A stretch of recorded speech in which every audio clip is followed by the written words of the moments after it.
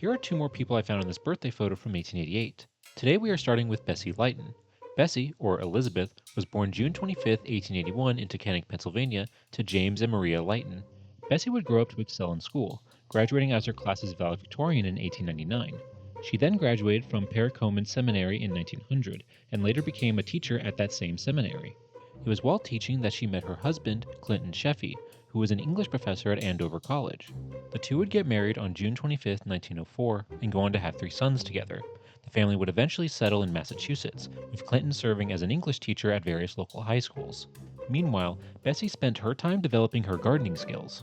By the 1930s, she had made a name for herself in the gardening world, specifically with her irises, which won her awards at several flower shows. She also started her own business selling her flowers, with one article claiming that she was, quote, an extensive grower of irises, having about 1,000 different varieties.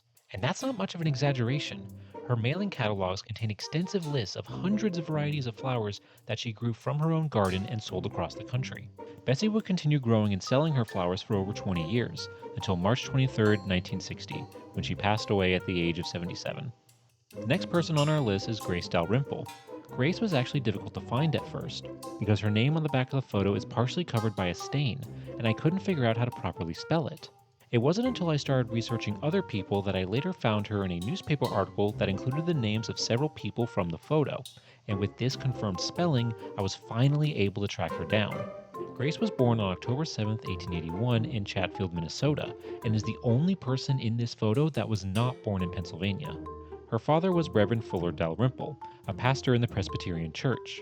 Because of his job, the family moved around constantly, which is another reason why it was initially difficult to find her. After living in Taconic for a few years, the family eventually moved to Kentucky, where Grace attended Gale College. At the time, her father was preaching at a church in Boonville, Kentucky, where he likely met local banker Thomas Gabbard. At some point, Thomas and Grace were introduced to each other, and the two would marry in May of 1904. The couple would later move to and spend the rest of their lives in Stanton, Kentucky, and like Bessie, they would have three sons together. Grace would later pass away on May 22, 1964, at the age of 84. And with that, we have now reached the halfway point in researching everyone in this photo. However, we still got a ways to go, so be sure to subscribe and see what stories from this photo we uncover next.